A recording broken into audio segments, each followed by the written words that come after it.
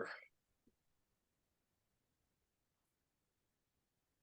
So we're going to take on a topic today called skills and attributes of a grant writer. Okay. And I'm just going to talk through a variety of skills and also some tools that a grant writer needs to have. And it won't be a real long session, but hopefully this will be practical, good help for you. And the number one thing, Rochelle, that I've learned in 18 years of doing this is you have to be a good speller. You have to be able to spell. Okay. Okay. Uh, which, spell check and Grammarly and all these online tools, they help with that now. Uh, but when I was growing up as a young teenager, that was my only skill. I was a great speller. I won the high school spelling bee when I was in ninth grade. I Oh, beat out the seniors and everybody on the. Actually, I took second in the whole state when I was in ninth grade. So that was one of my only skills that I had, but it was a good skill, and it really helps in grant writing because nothing turns off a funder or a grant reviewer quicker than a bunch of typos and poor grammar and poor spelling and all that. It's really got to be perfect. And I use that to explain this concept of scoring. So imagine that you're in a very competitive grant situation that there's a lot of people are applying for this one grant.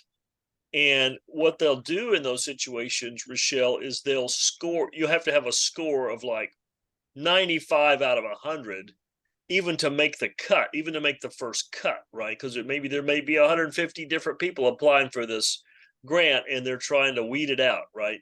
So right. they will score them, 20 points for your budget, 20 points for your plan, 20 points for this. They'll have these different scores.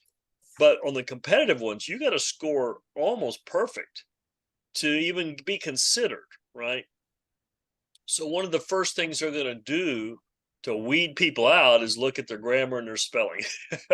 It's unfortunate, right? But these sometimes they're not competitive. It's not as much pressure, but you might as well approach it as being, I better put my best work out there. There's just not a lot of room for sloppiness in grant writing. Okay, you got to be kind of a perfectionist, and that fits well with my temperament. Hey, there's Aaron. See if you get connected.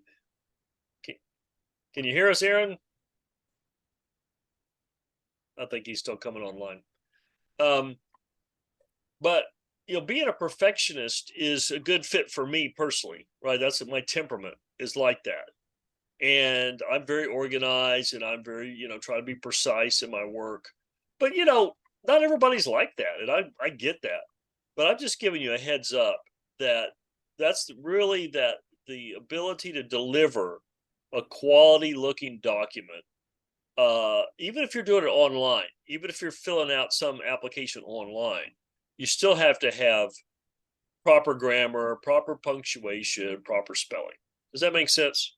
Yes, I agree with that 100%. In my line of business, I see a lot of it, and I also try to teach it in some of our Good. adult mentoring classes, career advancement classes. It makes a lot of difference. Good. And previously working in training and human resources, those are things people look at not Yes. just in grant and grant writing, but Yes. on your resume. It's Yes. and the grant writing is basically an organizational resume as Yes. far as an experience, and it tells a lot about a person.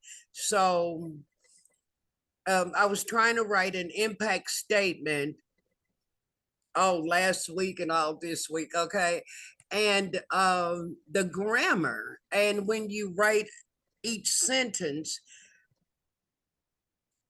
I think I wrote it like, which they teach you. I think I wrote it like 5 times. Right. And I'm like, it's, and I you have to read it because when you're writing, you're all into it, some energy and emotion. And then I'm like, okay, that doesn't sound right. And then I'm using one wrong word, and that one wrong word will actually throw the whole context off of what you're trying to say, Yeah. because that word is just. And so I was looking up what the word means, and the different types of words that actually go through it. Like you say, you can just Google one word, and I was like, that's not the right word. And Right. so Yeah. anyway, Thank God for Google, you can get synonyms and help, but generally, if you look back to our lesson last week, we talked about having all the questions, the standard questions yes, answered ahead of time, right? So if you have done that and you can kind of wordsmith that and keep tweaking it and have somebody else review it, you've got it all written out. That's going to save you a lot of time. You're not having to think up new sentences every time you do a grant application, right? But still, even when just imagine that you're copying and pasting some pre-written paragraphs into some online application, okay? You still got to go back and proofread that because you might mess up something. You might you're copying and pasting something, and you might clobber something else accidentally, right? You got, even though you think, well, I've already written this, it should be fine. After you get it all put together on the online form, you ought to still go back and read through it to make sure that it still reads well. correct. That's really the next skill that we want to talk about is proofreading. Okay. Okay. Because every great writer has an editor, right? Somebody else edits their work, right? Because a lot of times you need another set of eyes to look at something that you've written. Okay. So you should be a good proofreader. You should be able to proof your own work. But if you have somebody else in your network that can look over your work, that you could have them read it over and edit it and be open to some correction, that's going to help you even more. So you want to proofread your work in general, but especially if it's an important grant. If it's a big dollar grant, it's really important to you. You want to make sure you've got a couple of other people looking that over with you, because it's teamwork makes the dream work, right? So Absolutely, yeah, absolutely. And when we think of things, because I know what I do, right, but when you put it on paper, it's like almost totally different. right, And then how do you condense? And that's what I've been working on, how to condense a whole year into one paragraph. right, And exactly. that's hard. Yeah, That was like, that's that's not the right. right word, because, it's, yeah, that's what I found this week. And I thank you so much for last week, because we went going to the vision statement, the mission Right, statement, the organizational values, but how to put those into one sentence, one right, line, and right, one paragraph. right. uh, and so that had me working pretty much for the whole week. Yeah, it did. I And have that so, effect on people, I think. So. yeah, well, I found out that at risk, and Aaron and I talked about it when, as you said, I looked up different things. It's considered high end. No, not high end. High need is what a lot of the organizations Oh, are okay, using. sure. Yeah, they're high need inner city youth, more so than the word at risk Oh, yeah, inner city youth. It's high need inner city youth. yeah, And that makes he sense. was like, I like that one, and they're using one or two different ones, but I was like, high need inner city youth. It actually flows and it tells exactly what you're talking Right, about. Yeah, because they changed the word at risk, and I was like, okay. sure. Okay, so back to the proofreading. You're going to want to have, especially on bigger grants, as I was saying, and important grants, you're going to want to have a little team, somebody, one or two other people that can help you review your work, that sort of thing. So be thinking about that. Who's another educated person in your circle, that can be a good proofreader, a good sounding board? Because, I'm always saying to my wife, let me share this idea with you as a sounding board because it sounds right in my head.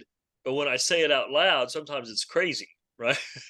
It might make Yeah. sense to me, but I say it in front of my wife. She's like, no, that's crazy. I'm like, okay, well, just checking, that helps me. It helps like a sounding board. So you need a sounding board proofreader type person uh on your team. Does that make sense?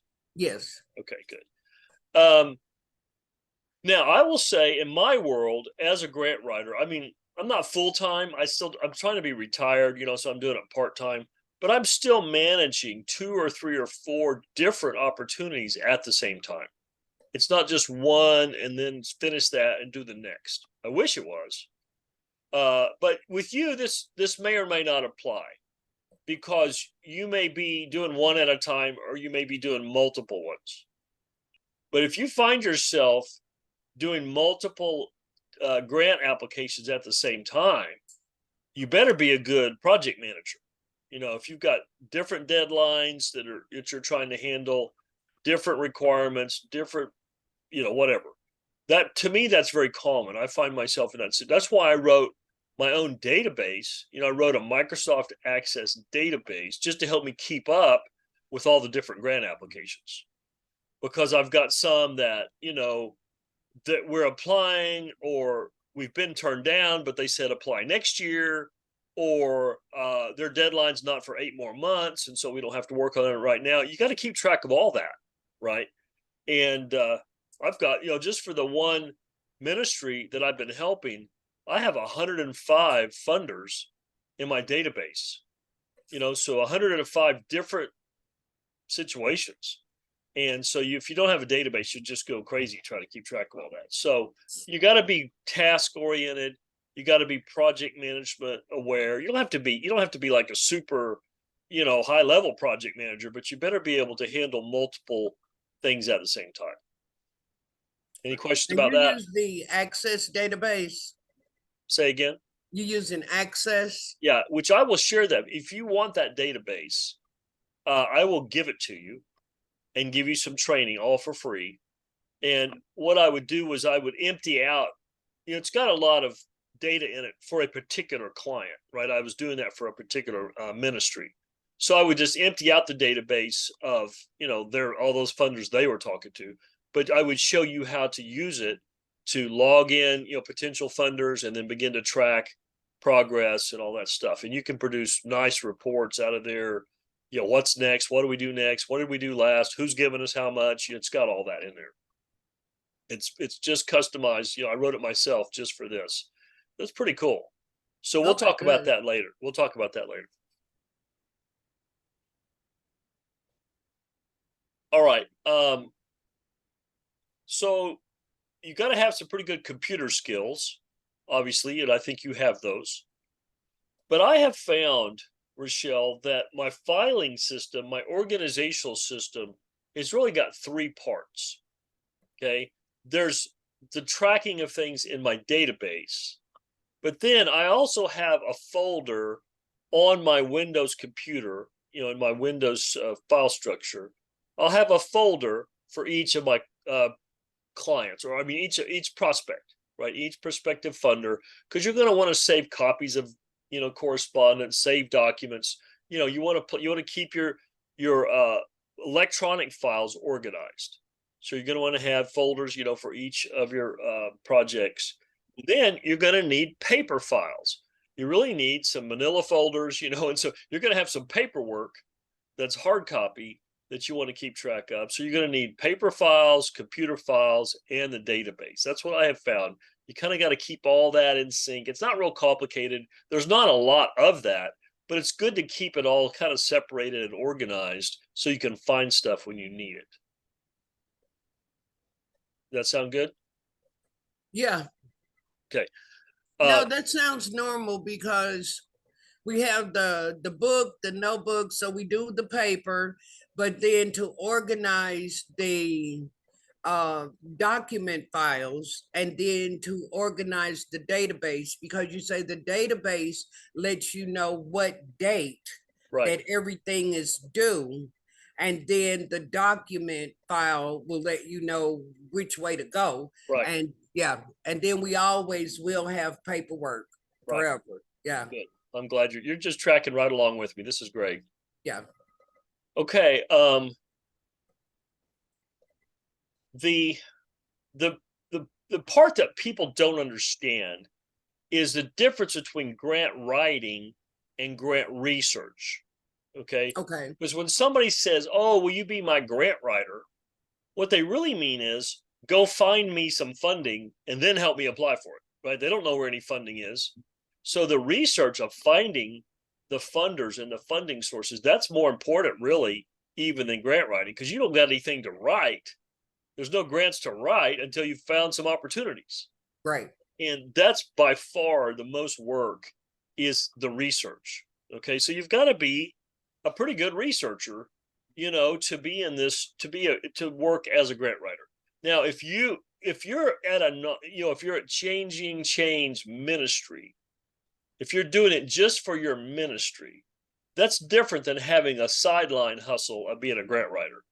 Okay. right, So I'm teaching you the skill of writing a grant, but I'm also hopefully, you're going to like that and you're going to enjoy it. And you might want to make some additional supplemental income by doing it for other people, right? You want to do it right, for yourself, right? So the skill of grant writing and the side hustle of being a grant writer, those are similar, but they're two different things, right? I'm going to teach you how to do it for your ministry, but I'm also teaching you some tricks on how to make money on the side doing that. We've talked about that before. Okay. So you've got to hang on, I lost my thought there. Okay. You got to be good at research. If you don't know where the funding is, you got to go find it, right? right, And so I'm going to give you different tools, for research and that sort of thing. But what's really become clear to me recently is it even takes money. You need to have a little bit of money to go find some money, right? It takes money to make money. And right, so if we have talked about me coming and talking to your board of directors, right, getting them to do a little bit of fundraising to get some seed money in to get started. right, Right? Okay. I think a good chunk of that seed money needs to be put into improving your fundraising, right? You invest that seed money into expanding your fundraising ability and your capacity, right? That might be buying some software, it might be subscribing to a certain database, whatever. You ought to take some of the startup money and make sure that you're good at fundraising. Maybe, taking a class or, whatever that is, whatever we can do to invest to make sure you are a trained, able fundraiser. Okay. okay, Because it's not just grant writing. There's other kinds of fundraising, besides grants. So the key is to be comfortable with fundraising and even aspire to be a master of, to master that fundraising thing where you're an expert. I want you to end up being an expert on this stuff, right?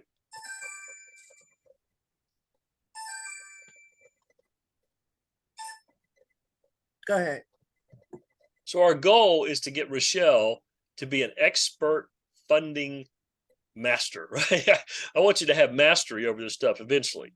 So I'm thinking that, just keep that in the back of your mind. If some money does come in, one of the things you want to do is reinvest it back into your ability to do better fundraising. Okay. So let's see what's next. Okay, most of this stuff is written communication. You're sending emails, you're doing online forums, you're filling out stuff. So it's mostly written communication. But a lot of times, especially if you're trying to build a relationship with a funder, you better be well spoken. You better have good oral communications as well as written communications. You need to just be a well spoken person, because if you get some wealthy person or some big foundation on the phone because you're doing some research, you're calling, and next thing you know, you got a decision maker on the phone. You better be well spoken of to be able to tell your dream, you tell your vision, get your elevator speech out there, right? So there is in fundraising, it's not all just written, right? Sometimes you got to be able to speak up, and give a talk or give a presentation or whatever. So I think it's a secondary skill, but it's going to come up. If you're mortified of talking in public or any of that stuff, then that's probably not going to work out well, So you want to be a good speaker. The other thing is the communication cycle. Oh, it's this kind of complicated part, Rochelle. Let me try to explain this to you. You will send a letter or an online application to a prospective funder. They may call you back, they may email you back, or they may write you a written letter. And you never know. You never know how they're going to get back to you. And you better be keeping an eye on your mailbox, because I've seen ministries lose funding because they weren't checking their mail, and there was a letter from a funder and they never opened it. They didn't pay any attention. And that funder was saying, well, I'll give you some money if you can do such and such, right? They never opened the letter. They didn't do it, and they lost the funding. I'm like, oh my gosh, that was totally preventable if you just open your mail and pay attention. So you've got to be timely in these communications. You got to be responsive. If they email you, if they call you with questions, you got to get right back to them, right? That's so important. Be a good communicator and manage your communications well to be timely with whether it's email, phone, or snail mail. You got to pay attention. Does that make sense? Yes. Okay, good. Yeah, you never keep a person waiting, especially when you initiated the conversation. Right. You asked me for some money. I said, okay, I'll help you with the funding. And then now, 2 weeks later, you still won't respond. Then that's human behavior. It makes you think that we may have a problem with them responding to everything else that's due, because I know they give you a criteria of what day that reports are due and what day that they're sent over to them. And you can have a potential funder that goes on for year after year, and now you miss the next funding cycle because you were not up onto your paperwork for the first funding. Yeah, that makes a lot of sense. So I learned years ago in business a nice little rule that's really helped me. And that rule is, if you hear of an opportunity, if you'll respond to that within 48 hours, you're more likely to get that opportunity than not.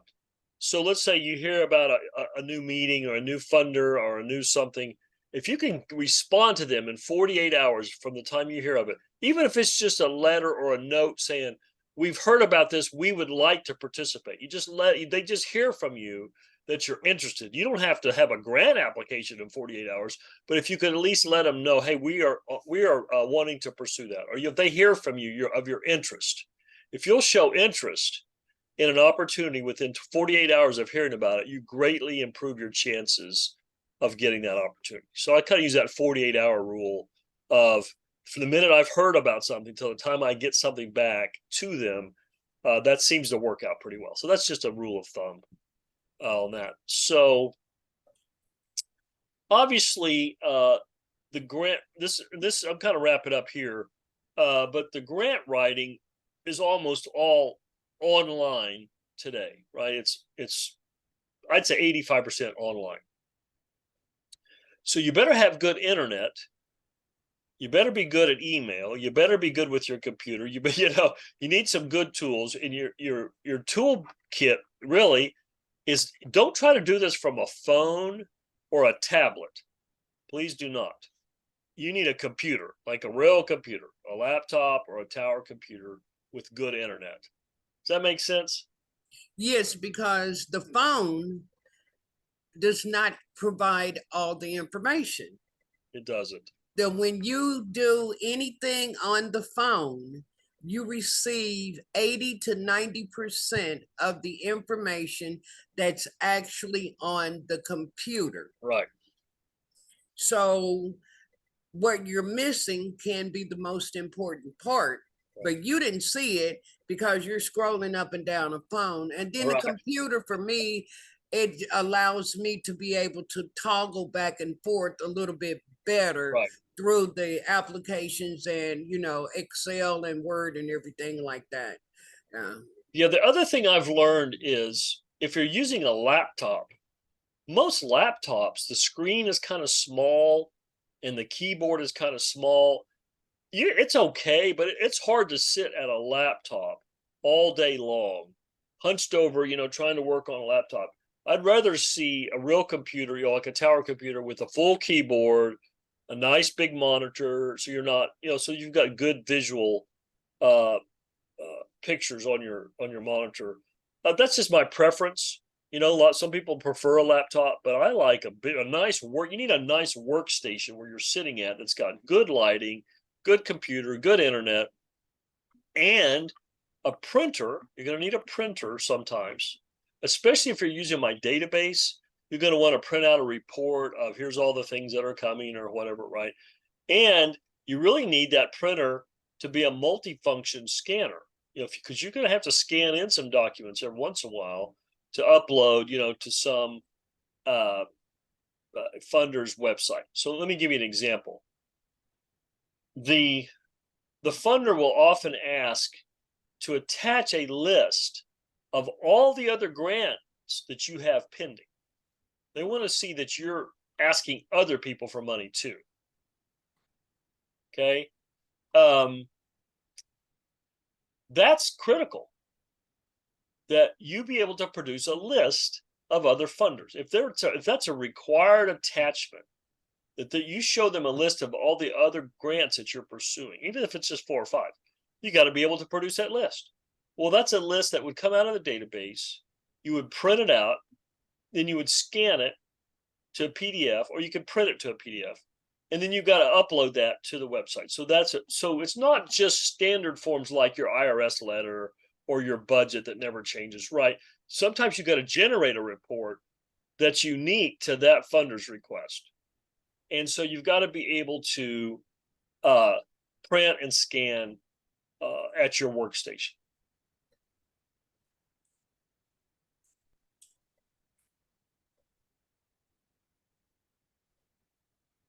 All right, so we're about done here. The last thing is I want to talk to you about the Microsoft Access database. All right.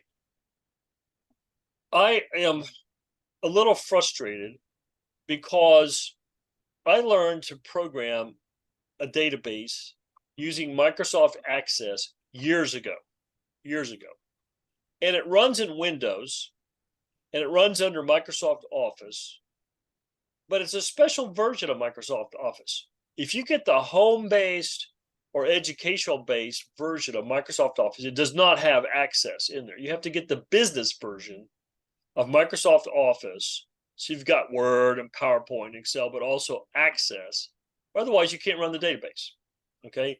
Well, that's kind of complicated. So I was trying to get to port this database. I was trying to convert it to where it ran on the internet, not on my computer, but on the internet. I can't find, there's nobody in all these years has come up with an internet-based or web-based equivalent of Microsoft Access.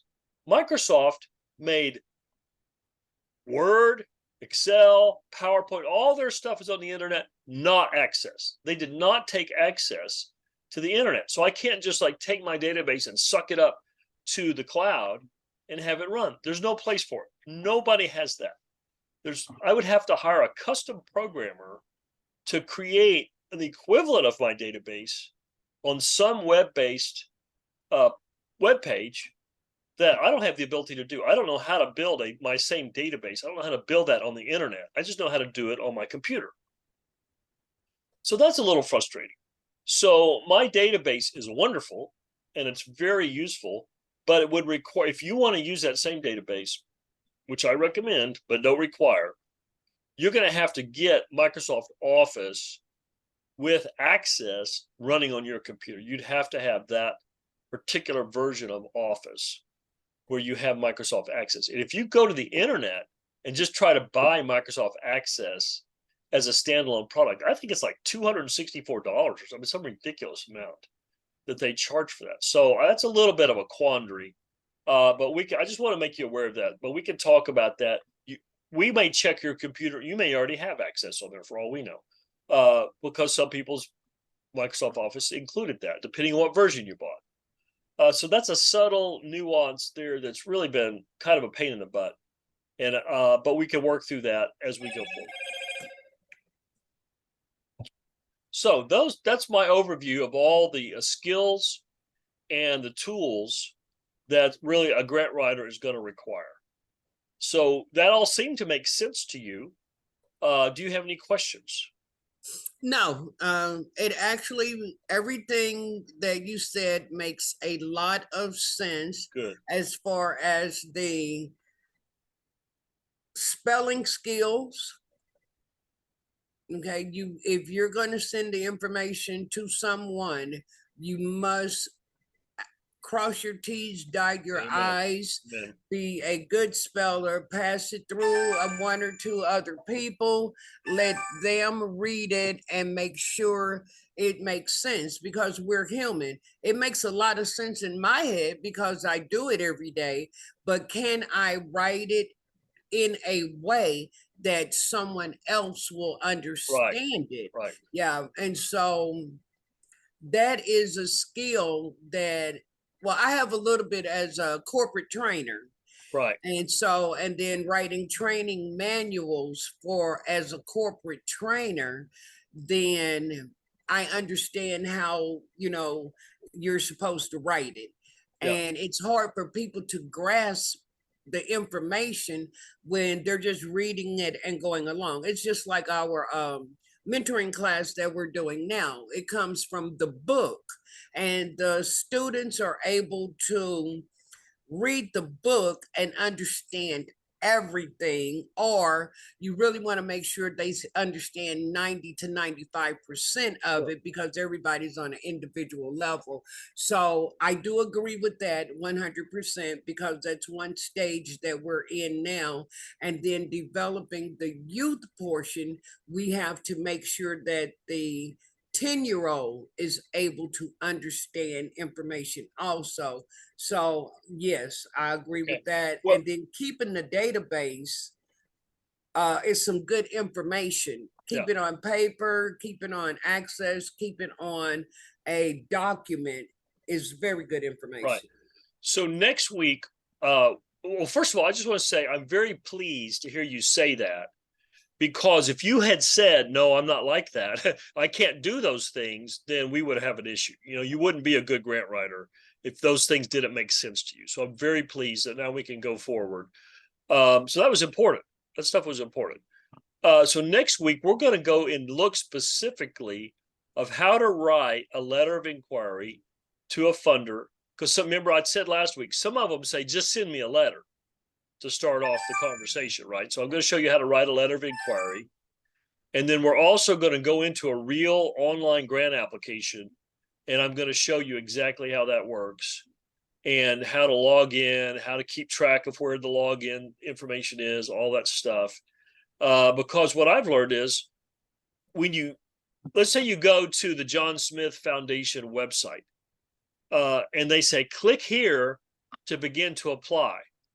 When you click that button, it actually takes you to some other place, some tool that they subscribe to called like grantinterface.com or something, that you're going to go build a profile over in that tool.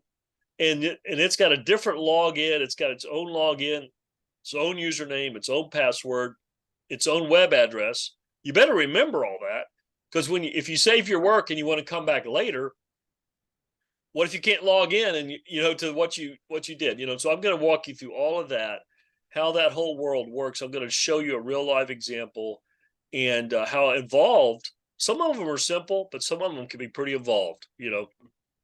And what I have found, my secret on that is, if you look at their total assets, if a private foundation has between $1 million and $5 million assets. That's a small foundation. 1 million to 5 million. Their process is usually pretty simple. It's usually like, hey, just write us a letter, we'll send you some money. I mean, that's kind of their process. But when you get up to like Sid Richardson Foundation, Amon Carter Foundation, these people got $900 million in their. I mean, they're like billionaires, right?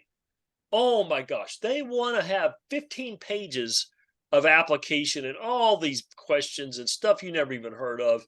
Woo! So the bigger the funder, the harder they make it to get that money, which is very unjust, I think. They raise all these barriers to giving away money. I'm like, don't you want to give away your money? That's your whole point, is to give away the money, but they make it as hard as possible. It's not right how they do it. But anyway, I'll show you some of the tricks I've learned along the way. But that's just a sneak preview of next week. So I'm ready to close out unless you have any questions. No, this is very good. Very good. Very good. Well, I actually met with an organization and we are talking and getting the information back to them and back to them sure. is good that you say 24 to 48 hours respond. I met with them on last week on Wednesday on the 15th.